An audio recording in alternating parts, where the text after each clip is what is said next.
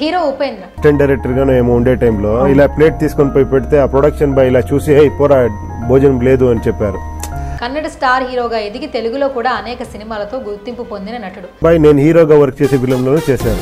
నేను ఆయనకు అదే రెస్పెక్ట్ ఇస్తాను. ఆ టైంలో నా పరిస్థితి ఎలా ఉంది, అందుకే అతను అలా బిహేవ్ చేశాడు. ఒక్క నటనతోనే కాదు దర్శకుడిగా కూడా రాణించి మెప్పించాడు. ఈ దేశంలో ఉన్న యువకులందరూ పెళ్లి ఎందుకు చేసుకుంటారో తెలియదు. ఈ పెద్దోళ్లకు మాకు పెళ్లి చేస్తే గానీ పొద్దుపోదు. ముఖ్యంగా ఉపేంద్ర సినిమాకు చాలా వరకు కామెడీ అందిస్తూ ప్రేక్షకులను అలరిస్తూ ఉంటారు.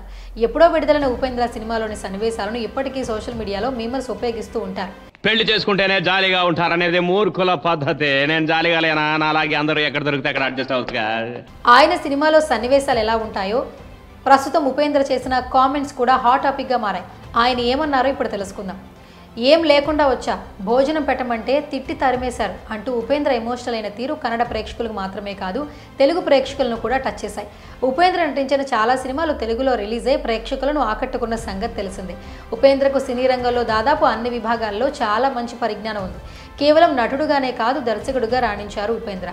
కథా రచయిత, పాటల రచయితగా, సంగీత దర్శకుడుగా, నేపథ్య గాయకుడిగా తన ప్రతిభను నిరూపించుకున్నాడు. తెలుగులో శ్రీకాంత్ హీరోగా నటించిన కన్యాదానం అనే సినిమాతో పరిచయం అయ్యాడు. ఆ తరువాత ఒక్కొక్క మెట్టు ఎక్కుతూ కన్నడ హీరో ఉపేంద్ర గురించి తెలియని ప్రేక్షకులుండరు. అలా ముద్ర వేసుకున్నాడు ఉపేంద్ర. చిత్ర విచిత్రమైన సినిమాలతో, మూవీ టైటిల్స్తో ప్రేక్షకులను అలరించారు ఉపేంద్ర. కన్నడ ప్రేక్షకులు మాత్రమే కాదు తెలుగు ప్రేక్షకులు కూడా సుపరిచితులయ్యారు. ఆయన నటించిన చాలా సినిమాలు తెలుగులో కూడా రిలీజ్ అయి ప్రేక్షకులను ఆకట్టుకున్నాయి.